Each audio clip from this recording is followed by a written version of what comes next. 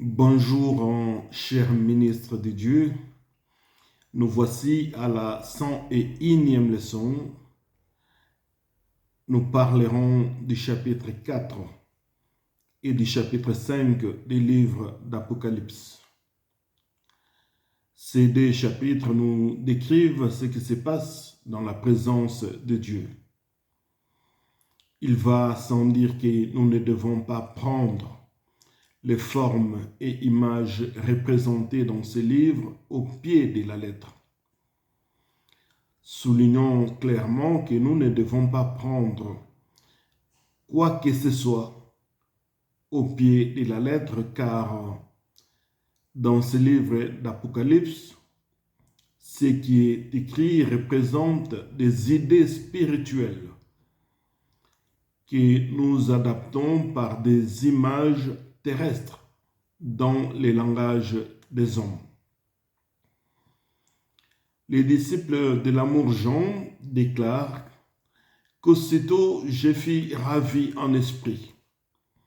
Et voici, il y avait un trône dans le ciel, et sur ce trône, quelqu'un était assis. Celui qui était assis avait l'aspect d'une pierre de jaspe, de sardoine, et le trône était environné d'un arc-en-ciel semblable à de l'émeraude. Autour du trône, Jean a vu 24 trônes.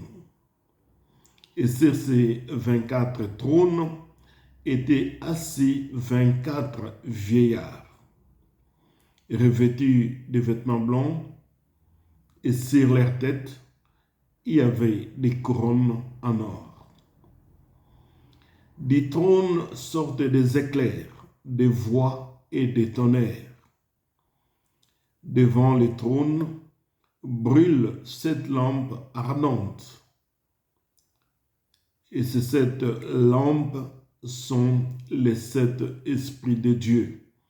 Nous avons déjà parlé du chiffre 7, chiffre de la plénitude. Il y a encore devant le trône comme une mer de verre, semblable à du cristal. Au milieu du trône et autour du trône, il y a 4 êtres vivants remplis des yeux, donc devant et derrière. Le premier être vivant est semblable à un lion. Le second être vivant est semblable à un veau.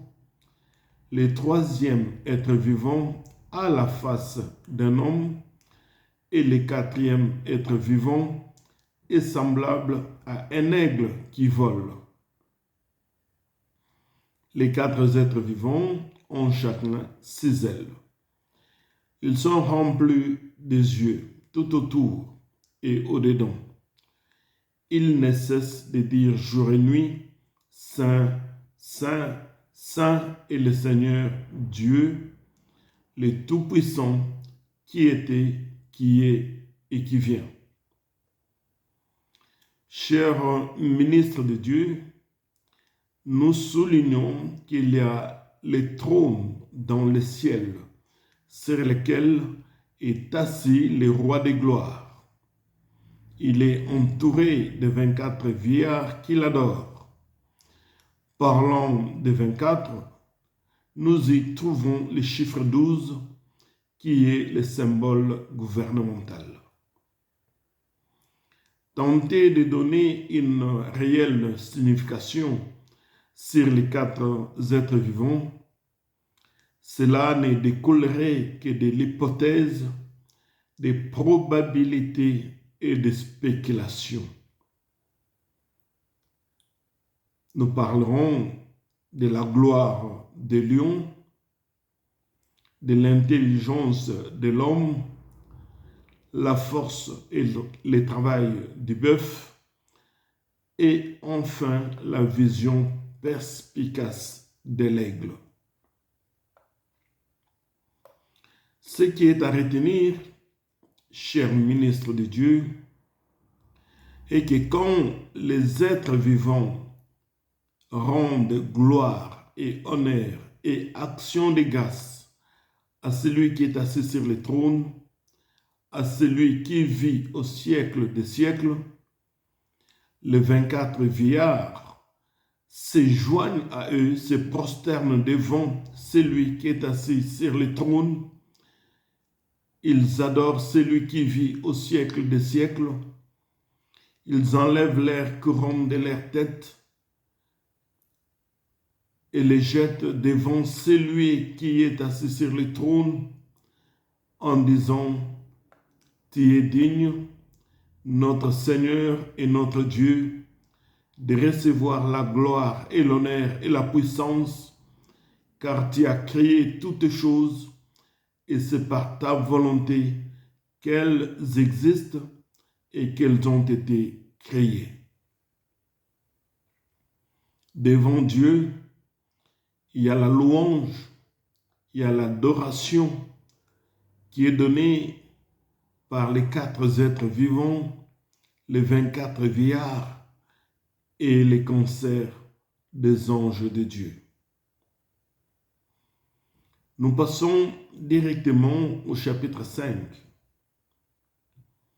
Ce chapitre nous parle des livres écrits en dehors et en dedans. Un livre scellé de 7 sceaux qui était dans la main droite de celui qui est assis sur le trône. Un ange puissant criait d'une voix forte: Qui est digne d'ouvrir les livres, d'en rompre les sceaux? En entendant cette voix, les disciples de l'amour Jean commençaient à pleurer et ils pleuraient beaucoup, car personne dans le ciel, ni sur la terre, ni sous la terre, ne put ouvrir les livres et personne ne pouvait même les regarder. À se plaire, l'un des vieillards lui dit: Ne pleure pas, Jean. Voici le lion de la tribu de Juda, le rejeton de David, a vaincu pour ouvrir les livres et ses 7 sceaux. Remarquez, bien-aimés de Dieu, que le vieillard avait bien annoncé que c'était le lion de la tribu de Juda qui est capable d'ouvrir les livres et de rompre les sceaux. Mais seulement quand Jean regarde, ce n'est pas un lion qu'il voit, mais il voit un agneau qui était là comme immolé. Cet agneau avait 7 cornes. Les cornes symbolisent la puissance. Cet agneau avait 7 yeux qui sont les 7 esprits de Dieu envoyés par toute la terre. Cet agneau était tacheté de sang. Il sortit au milieu du trône et des 4 êtres vivants et au milieu des 24 vieillards. Il vint, il prit le livre de la main droite de celui qui est assis sur le trône. La Bible déclare: cet agneau a le sang. Et le sang, c'est le signe que si tu entends le son de ma voix en ce jour, il y a encore le sang sur le trône.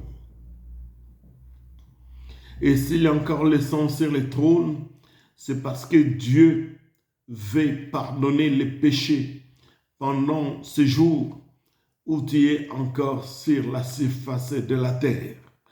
Pourquoi ce livre était scellé?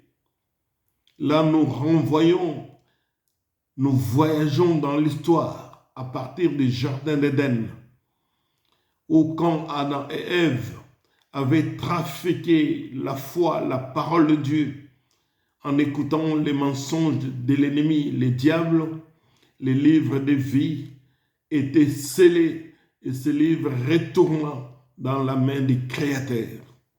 Personne ne pouvait les prendre, personne ne pouvait même les regarder. Ce livre était scellé. Gloire à Dieu. Et quand Jean revoit ces images de ce qui s'était passé depuis la création de l'homme, un livre retourné dans la main du Créateur, Jean pleurait, se disait: nous sommes perdus, eh bien c'est fini. mais l'annonce a été donnée par un vieillard. Ne pleure pas, ne crie pas. Nous avons un parent rédempteur, l'agneau. Jean n'a pas vu le lion, il a vu l'agneau, l'agneau qui pardonne encore les péchés en ce jour. Si vous attendez trop longtemps, le bateau partira sans vous. Si vous ne vous repentez pas encore de toutes les mauvaises œuvres, alors que le sang est encore sur le trône, eh bien, le bateau partira et vous resterez. Rappelez-vous au temps de Noé, il criait, il appelait les hommes de son temps à venir entrer dans les bateaux, dans l'arche, mais ils étaient distraits par les choses de ce monde. Mais le Créateur vint et ferma les bateaux. Quand le bateau est fermé, il n'y a plus aucune occasion pour vous de pouvoir demander pardon ou crier à Dieu en disant miséricorde. Le temps de miséricorde, c'est aujourd'hui. Le temps de miséricorde, c'est maintenant que vous entendez le son de ma voix qui vous parle en disant Jean avait pleuré, mais le vieillard lui dit ne crains pas. Le lion de la tribu de Juda est capable de prendre les livres et de rompre les sceaux. En ce jour où je parle, il est encore l'agneau de Dieu, l'agneau immolé qui pardonne les péchés. Et si vous attendez, un jour ça sera trop tard. Il viendra dans ses habits de lion, et quand le lion mugit, tous les animaux se taisent dans la forêt. Et quand il viendra en tant que lion de la tribu de Juda, il n'aura plus de pardon pour qui que ce soit. Le bateau sera fermé, personne ne pourra entrer et ça sera trop tard. Cher ministre de Dieu, l'occasion nous est donnée encore aujourd'hui. Le sang est sur le trône. Le sang crie, pardonne. Le sang ne crie pas vengeance comme le sang d'Abel, mais le sang crie pardonne.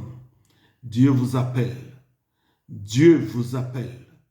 Si vous m'entendez, sachez qu'il n'est pas trop tard. Dieu vous appelle. Vous pouvez venir, étendre votre main dans sa main et marcher avec lui avec assurance, comme un enfant qui donne la main à son père et dès qu'il a posé la main dans la main de son père, il marche avec assurance, sachant que son père l'amène à bon port. L'Éternel est mon berger, je ne manquerai de rien. Il me fait reposer sur de verts pâturages. Il est l'Éternel, le Dieu Tout-Puissant. Mais je viens encore vous rappeler, dans cette vision des gens, que le sang est sur le trône. Le sang de sacrifice, le sang d'expiation, le sang de libération, le sang d'appel. Jésus-Christ dit, viens, même si vos péchés sont comme les cramoisis, j'en rendrai plus blanc comme de la neige. Même si vous avez tué, même si vous avez volé, même si vous avez fait des crimes dans votre vie, même si vous avez été un sorcier chevronné, un type de loge, oh, le Seigneur dit, venez. Venez à moi, vous tous qui êtes fatigués et chargés, et je vous donnerai le repos. Bien-aimés de Dieu, le sang crie, venez. Tous peuvent venir. En Amérique, vous pouvez venir. En Afrique, vous pouvez venir. En Europe, vous pouvez venir. En Australie, vous pouvez venir. En Asie, vous pouvez venir. Si vous entendez le son de ma voix, le Seigneur vous dit, venez. Venez et plaidons ensemble. Venez, parlez toi-même. Venez, il veut vous pardonner. Venez, il oublie les péchés. Quand il pardonne, il ne s'en souviendra plus jamais. C'est ce que Jean a vu dans ce livre d'Apocalypse. Les sangs et sur les trônes. Les sangs et sur les trônes. Mais si vous entendez trop longtemps, il ne sera plus l'agneau, mais bien ce sera le lion qui entrera dans sa gloire et les temps de pardon se seraient passés. Jésus-Christ vous appelle. Le diable, en trafiquant la parole de Dieu dans les jardins d'Éden, ne pouvait pas mettre sa main sur ce livre de vie. Alors le livre était scellé. Le livre était fermé. Les livres, personne ne pouvait même les regarder.